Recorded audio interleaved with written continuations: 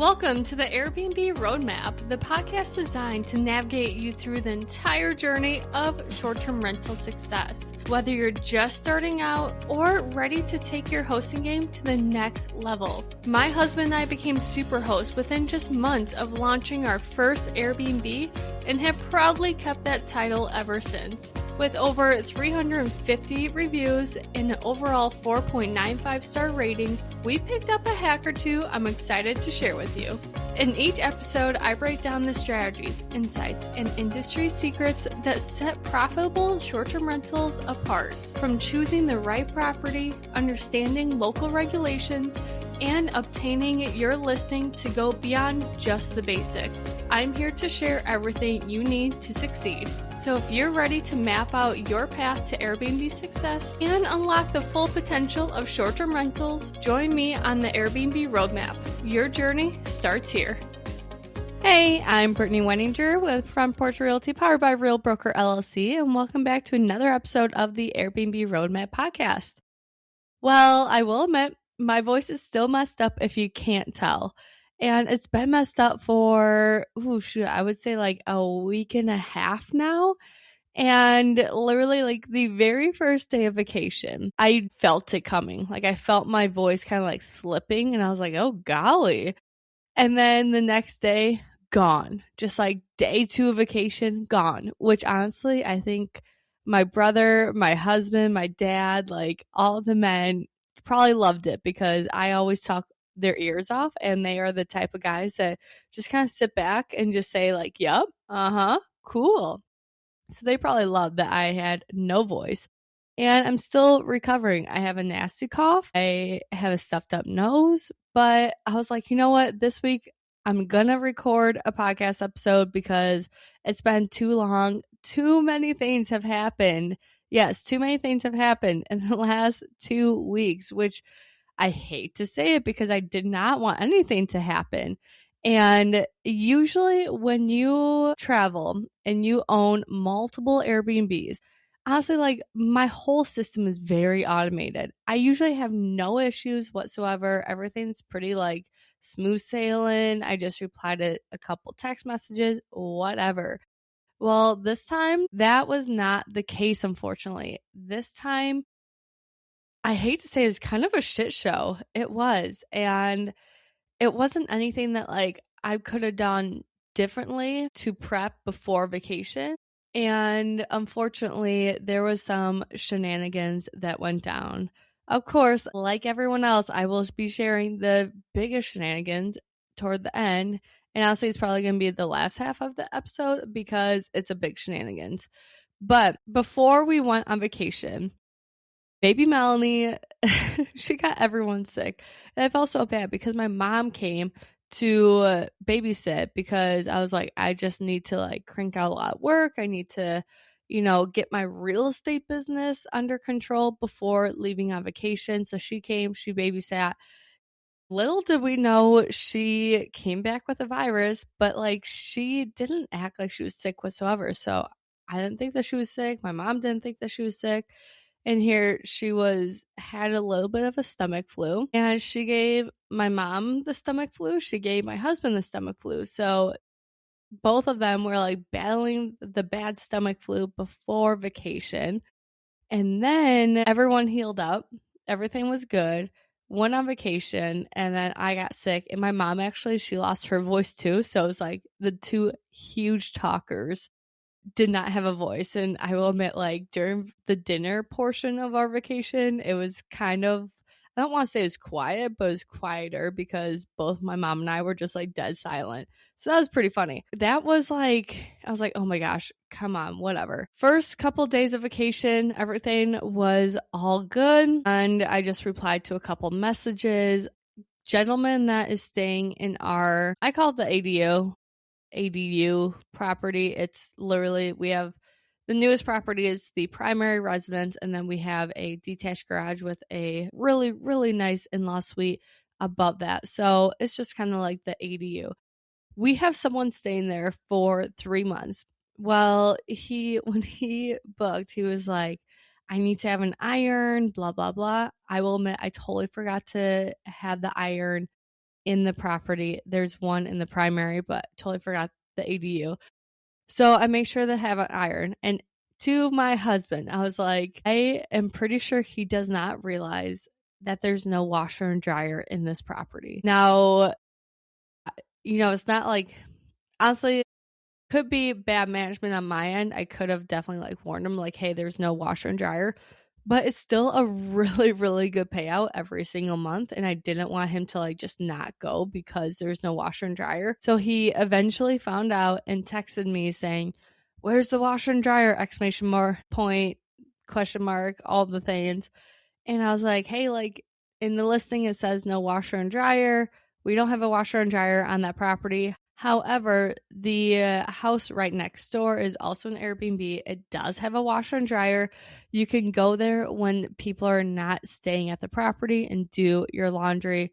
I will give you the access code during the time that you tell me that you want to be there. And then that way, everything is secure and good. So he was totally fine with that. And I was like, thank God, I did not want him to be like super pissed off. And if he was, I'm just going to like keep on saying like, it was not in the listing. That was your mistake booking this place thinking that there's a washer and dryer. But of course I did have a solution. I already knew that I was going to let him go into the other property anyways. And it's literally like a 20-foot walk. Like it's 20 feet foot walk, whatever. It was not that far. So, you do have to go outside, but it's not the end of the world. At least he doesn't have to go to like a laundromat or anything like that. So that was all good. That was like shenanigans, not really shenanigans, but like shenanigans number 1, going to Mexico. Now, shenanigans number 2 is in okay, I don't know if you know this, and I feel like that you should because it's like all over the news.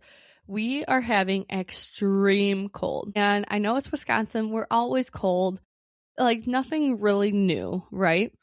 Except I don't even want to say this because it's disgusting.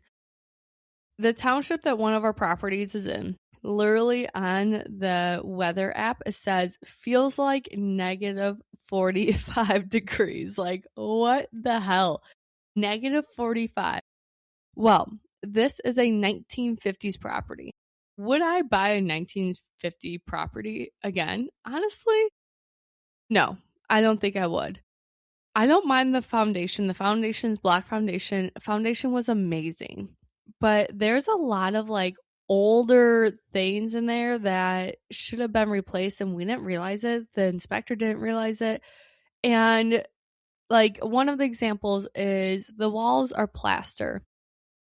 Is that the end of the world? No. Plaster is amazing for soundproofing, is very secure, very structured, like it's very dense. Now, if you want to hang a photo up, you can't just like put a tack in the wall and, hang a photo up. You have to kind of do it in a secure, not secure way, but like tactical way. You can't just like throw a nail in there. It's a little bit harder and denser to work with.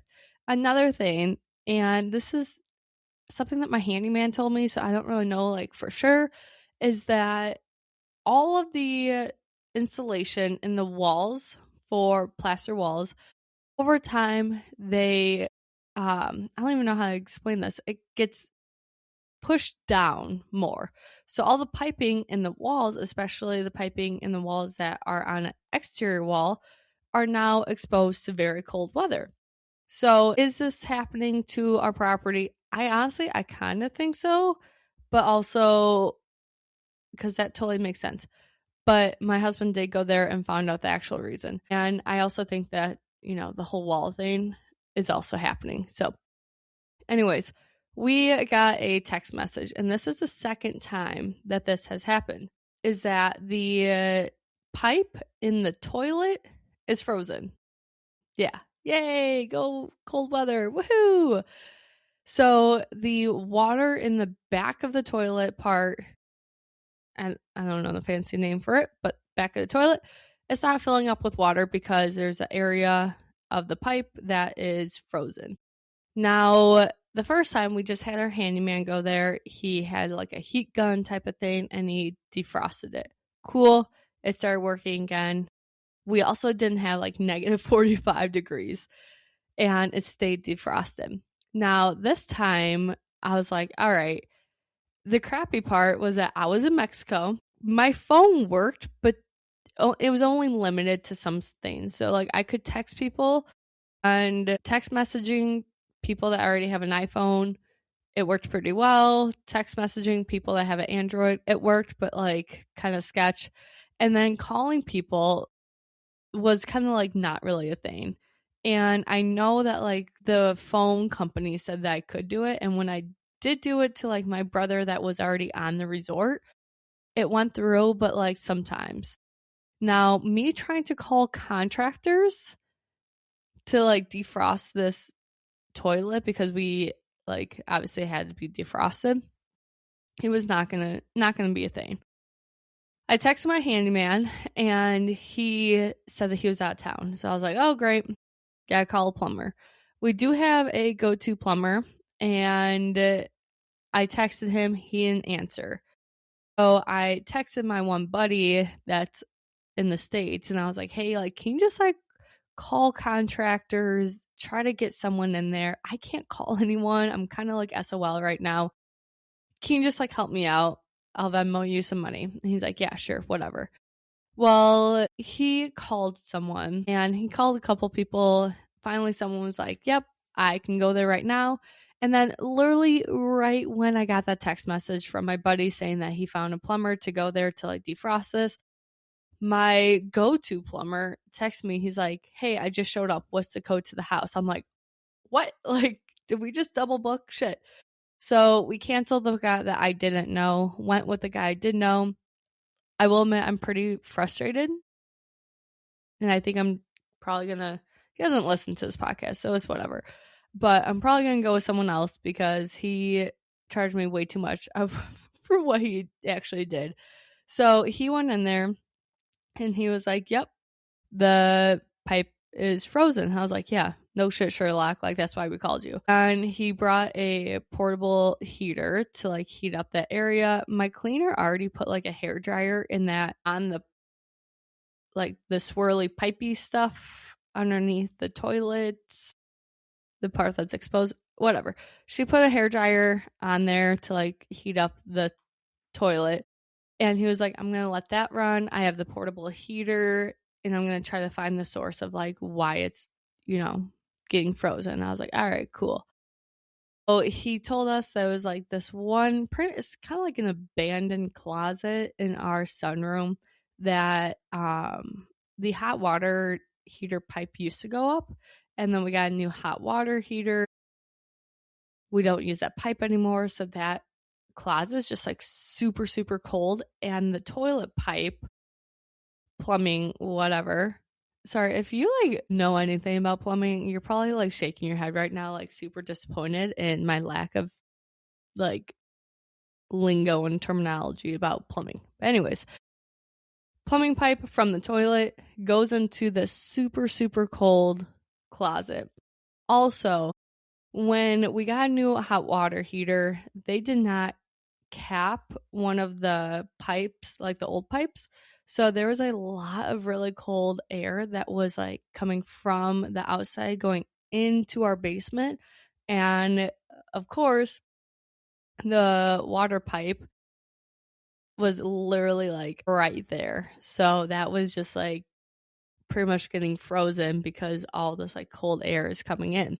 Also, awesome. Like our electricity bill's probably gonna be like through the roof now. This is just like stuff that like when you get like a new hot water heater or change anything in your house after purchasing it, you don't realize how much that affected other areas. And that's 100% what happened is that we got a new hot water heater. Everything was all good, like whatever. And then now we are seeing the after effects of like, all right, like they did not cap this one pipe that now like there's a lot of cold air coming in. They didn't do that. They also like now this one closet isn't getting heated up because that pipe is not in use anymore. And now that's causing this toilet to, freeze. So that's cool.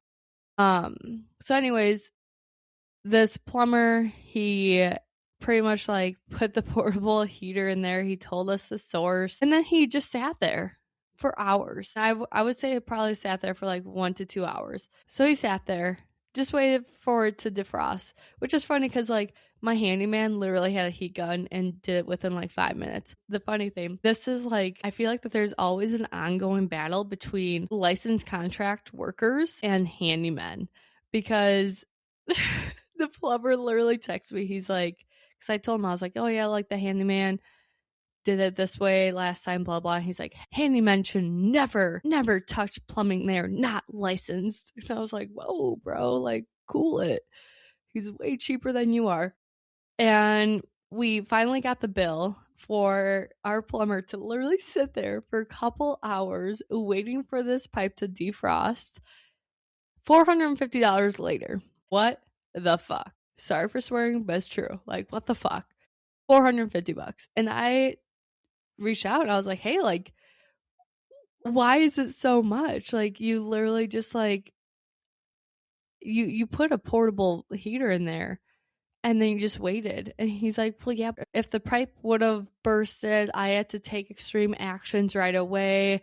I couldn't just like leave it, which is kind of BS because he did actually end up leaving it because it wouldn't defrost. Like, he was like, are you okay if I leave the portable heater here and then mosey on to my next job? So he did leave it. And I was like, what? I told Clay, I was like, you know what? Like, I'm very, very upset about $450 for someone just sitting there and not even like actually like pretty much fixing the issue. Because we did have a guest checking in, and this is going to be shenanigans number 3. We had a guest checking in, and he gave him the number and said like, hey, like if anything looks suspicious, like please call me. Moseying on to shenanigans number 3 is that our cleaner, it was a same day turn. She texted me, and this is all like on the same day. And I'm like laying on the beach, like drinking margaritas, like having a good time. Anyways, she texted me at like 12 o'clock, and this guest already asked for an early check-in. I said, hey, sorry, like my cleaner's trying to get it cleaned as fast as possible, but like I can't give you an early check-in. Plus, I already knew about the toilet thing, so I wanted to give everyone enough time to like react. So I was like, 3 o'clock check-in, that's what we can do for you. They showed up at, I think it was like 12:10 or something like that, 12:10. And the cleaner texted me, and she was like, hey, like the guests are here. And I was like, what? Like, no, they're not supposed to be checking until 3. And she's like, well, I just let them like drop off their stuff. I said, okay, whatever. So they dropped off their stuff at 12. So like totally did not even like listen to me saying no. And then they come back at 2 o'clock and want to check in. And the plumber's like, hey, like they're here. The cleaner texts me saying like, hey, they're here. And I'm literally sitting on the beach saying like, what? Like, what? Why? And the cleaner's like, they have a baby. I'm just going to let them do it. It is what it is. I'm like, oh my God, like that's so, like it's our house. Do not check in until I tell you to check in. Check in is at 3. Please, like, listen to that. And I know it's super cold out. I know. But like, go do stuff. Like, go to Walmart and go grocery shopping. I don't know. Go do something. Anyways, that was shenanigans number 3. Like, I hate when I tell people that it's a 3 o'clock check-in and then they check in at like 2. And the only reason why they were able to check in is because the door was unlocked, because like plumbers, they're trying to fix the damn toilet. Like, what the hell? So that really pissed me off. Shenanigans number 4. Next day, we are literally, this is our first time traveling with a baby. Melanie actually did extremely well. Like, cannot complain. She did so well. But it's still a little stressful because it's like, all right, like food, diaper, don't cry, don't piss people off. Like, it's a stressful moment. Get a call from the cleaner, and I'm not like saying like I'm mad at the cleaner whatsoever. Like, I'm very, very, very thankful for her, and I'm thankful that she calls me immediately. But I get a call from her, and when I saw her name pop up on my phone and I knew it was checkout day, I'm like, fuck, like what is it gonna be? Well, And I'm happy this happened like the last day because I was just pissed for the rest of the day. This group of people, 10 people, only there for one night. And they have a baby. They had kids. Like, it's not like that they were throwing like a bachelor or bachelorette party. This is honestly like, this is the worst damage we've ever had in 5 years. So don't think that like when I tell you this, like it's going to scare you away. We have been doing this for 5 years. This is the worst it's ever been. The second worst was someone put a knee through one of our cabinet doors. Thankfully, it's a new cabinet. We just went to Home Depot. We painted it. We replaced it, whatever. Anyways, some idiot, literally idiot. And I'm sorry, I'm going to be really mean right here because I'm still really heated about this. He took a hot pot, literally like a pot that would go on a stove. And we have laminate countertops. These are the OG countertops. And I actually kind of like them because it's like, it's not like the cookie cutter white marble. Like it's OG cool. Anyways, took a hot pot, put it right on the laminate countertops. And what does that do? It burn a whole mark on the countertop. And this countertop, like luckily it's the smaller section, but we have so much countertops in this kitchen. And he burnt a big ass hole, like burn mark. It's not a hole, but it's a big round burn mark on the countertop. Also, there's like a lot of stains on that countertop that my cleaner cannot get off, which is like, what the hell was on? Well, like what was that? Because she's like, there's a lot of stains on there and I can't get off. And that's very odd. And I'm like, that is very odd. But now we have a big ass burn circle on our countertop. And she told me about it. I immediately was like, are you kidding me? Like, you were here for one day. And cleaner also told me that the place was a disaster. There was literally like, it looked like someone grabbed a bag of chips, crunched it all up, and then just dumped it on the floor. And there was diapers on the floor. And she was like, they made such a big mess in one day. It's absolutely disgusting. It's ridiculous. So disrespectful. And I'm like, yeah, I agree. Like, this is outrageously disrespectful. The fact that there's a whole bag of like chip crumbs on the bedroom floor. Are you kidding me? Like, come on. The airport in Cancun does not really have good internet service whatsoever. So I'm trying to do this on like very limited internet service. My only goal at that point was to contact the guest and say, like, you put a big burn mark on the countertop. Like, you will need to be paying for this. We need to replace a whole countertop. Like, it's absolutely destroyed now. I'm very disappointed, blah, blah, blah, blah. I did not even think about how I have an auto message saying, like, thank you for leaving the place so clean. We'll be leaving you a 5-star review if you could do the same, blah, blah, blah. I totally forgot that message was going to go out. Like, it's an auto message. I did not like go back and like say like, do not send that message. So that message sent and oh my God, the message sent and her reply was like, thank you so much. Like, I'm so sorry for the countertop. Hope you have a great day. Like, blah, blah, blah. I'll be leaving you a review. And I was like, I saw that when I landed, like 4 hours later, I saw that message. I was like, shit. So I messaged back. I was like, hey, that was an auto message. I'm sorry, but like, you will still be charged. So we ended up charging them money. And now, well, okay, backtrack. I sent that message, like the original, like, you need to pay. These people, and this is shenanigans, what, like 5 now? And bless my cleaner's heart, because I would not have reacted like this. I messaged them saying that's destroyed. We're going to charge them. They go back into the property after checkout time, which is 11. They go back and like literally the door is unlocked. Cleaner left it unlocked, whatever. Go into the property and want to see the damage. And he grabbed like a new rag, a clean rag that my cleaner went out or place, grabbed it, got it wet, and started scrubbing and trying to clean it himself. And then said, I will pay you extra if you can get this burn mark removed. And my cleaner was like, what? Like, it's actually burned. Like, I cannot remove this. So they went there and they went there at 2:00 in the afternoon, 2. And we didn't have a guest checking in at 3, but like, what, like, you showed up 3 hours after your checkout time just to see it yourself and try to clean it yourself without my permission. You went onto my property without my permission. Not cool. Like, I think that was just kind of like a cherry on top of like, you literally entered my house without my permission. And the cleaner should have locked the door because the code is already expired. Like, their code to the house expired. So yes, the cleaner should lock the door. Like, she knows that. At the time, she was going in and out of the property because trying to get all of, like, her cleaning stuff in her car. She called me. She was like, I need to pick up my daughter. These people will not leave the house. And I'm like, kick them out. Tell them that you will call the cops if they do not leave.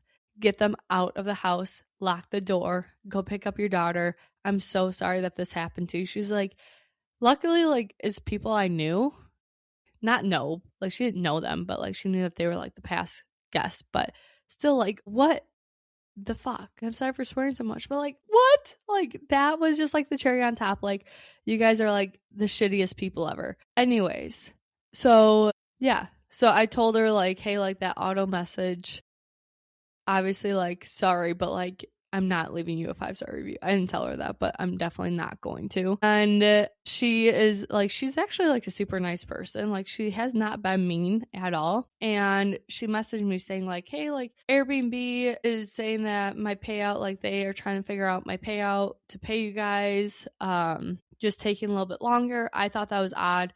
I called Airbnb and they said that yes, like, they're trying to figure out payment and everything. The weird part though, and like, they already paid us for like their stay, but the weird part is that her last message, and let me actually pull it up. All right, the last message that she sent said, they said to wait. They can't remove the review right now.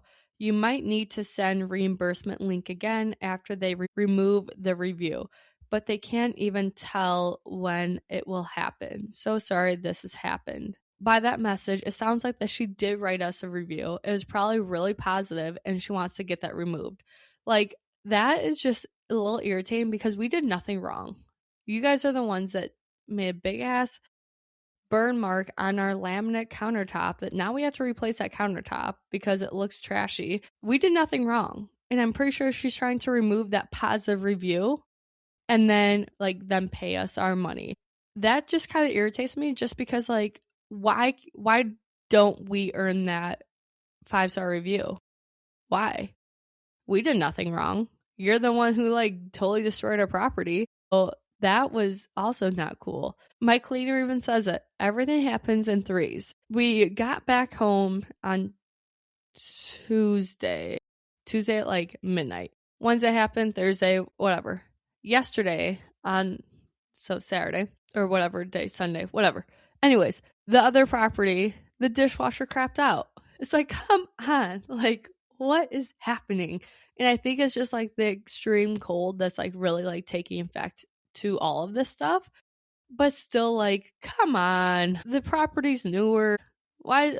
Like, what happened with the dishwasher, man? Like, come on. And luckily the guest like did not care, and he said that he had an amazing trip and amazing time at the property, blah blah blah. So he didn't care, but it's still like the dishwasher is like nice. Why did it crap out? So we're probably gonna get a handyman there, fix it. Also, like, a dishwasher is not that expensive. Might get a new one. I don't know, but yeah. So that was our vacation. Like, overall, our vacation was actually really really nice. Me not talking for a full day was honestly kind of really, really nice for everyone, including me. But usually when we go on vacation, everything's like smooth sailing. I just like reply to a couple messages. It's whatever. Like, it's no biggie. This one was just like back to back to back to back of like the toilet, the midterm stay guy about the washer and dryer, which that one was not really anything, but him, the toilet, the burn mark, the guest showing up after checkout and like uninvited. it's just like all of these things. I'm like, come on, like what is happening? And then also, of course, the weather being negative 45, and a couple of our properties are like 1916, 1917, not 1770, sorry, voice. So they aren't like, they're insulated, but the cold weather does, like, it definitely takes a bigger toll on those properties than like a not 19, like a 2025 property. So yeah, that was a lot of shenanigans. And did I enjoy my vacation? Absolutely. I loved every second of it. It was 80 degrees while like everyone's like, negative 10, 20 degrees. So that was cool. Saw a crocodile really close up. That was pretty wild. What else did we do? I rode a 4-wheeler and went up a lot of big jumps and whatnot. They were like encouraging us to like go crazy on it, which like I'm not Daredevil. So I was like, my God. Clay said I did a good job, so that's cool. I think I impressed him a little bit, not gonna lie, but like, whatever. Brush my shoulder. What else? The pool was kind of cold, so I couldn't like swim with baby Melanie, but I definitely had some drinks in the pool. All-inclusive, you know how you do it with an all-inclusive. It was pretty fun. Oh yeah, vacation was good. Sorry I didn't put out a podcast episode last week. Voice was a lot worse than it is right now, so this week I could actually do it. Last week, definitely not. Anywho, I'm hoping to have my voice back. Till next week, guys. Till next week. Thanks for joining me on the Airbnb Roadmap. If you're loving these episodes and want to keep the conversation going, be sure to subscribe, leave a review, and share this podcast with someone who's ready to dive into the world of short-term rentals. Got a question or topic you would love to hear about? Reach out. This podcast is all about learning and growing together. And don't forget to follow me on Instagram, the Airbnb Roadmap Podcast, for more tips, tricks, and behind-the-scene insights. Until next time, here's to turning your short-term rental dreams into thriving realities. I'll see you back here soon.